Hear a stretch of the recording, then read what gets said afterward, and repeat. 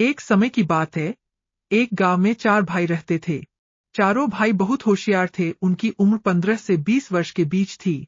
एक बार चारों अपने मामा के घर दूसरे गांव जा रहे थे। रास्ते में उन्हें ऊंट के पैरों के निशान दिखाई दिए।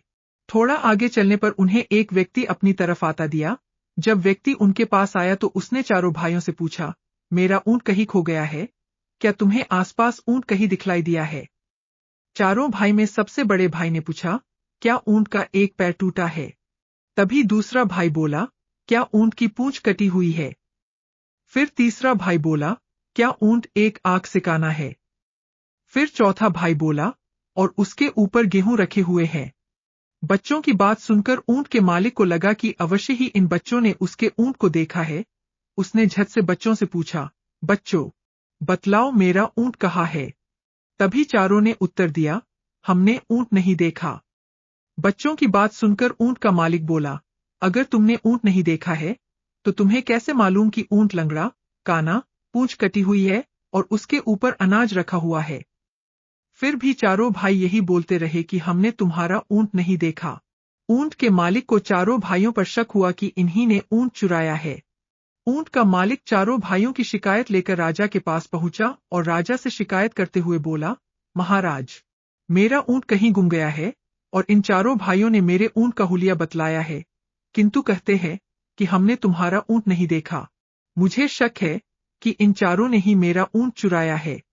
राजा ने चारों भाइयों से पूछा कि जब तुमने ऊंट देखा ही नहीं है, तो तुम्हें ऊंट का हुलिया कैसे मालूम है? तभी सबसे बड़ा भाई बोला, महाराज, हम जहां से जा रहे थे उस रास्ते पर ऊंट के पैरों के निशान थे। एक पैर के निशान कुछ उभरे हुए थे, बाकी 3 पैरों के निशान गहरे थे। इसका मतलब है कि ऊंट का एक पैर टूटा हुआ था, जिसके कारण उसके उभरे हुए निशान बन रहे थे। दूसरे भाई ने कहा, महाराज, ऊंट की पूंछ कटी हुई होने का संदेह हमें इसलिए हुआ क्योंकि जहां ऊंट के पैरों के निशान थे वहां ऊंट का गोबर बिखरा हुआ नहीं था। इसका मतलब साफ था कि ऊंट की पूंछ कटी हुई है। इसी कारण गोबर पूंछ से नहीं टकराया और सीधा जमीन पर गिरा।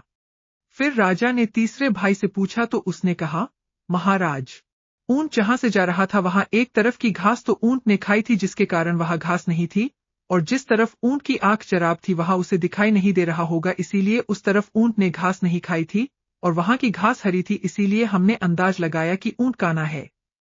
फिर चौथा भाई बोला, महाराज, जिस रास्ते से ऊंट जा रहा था उस रास्ते पर गेहूं के दाने बिखरे हुए थे, इसलिए मैंने कहा कि ऊंट के ऊपर अनाज रखा हुआ है, किंतु हमने इनका ऊंट नहीं देखा था।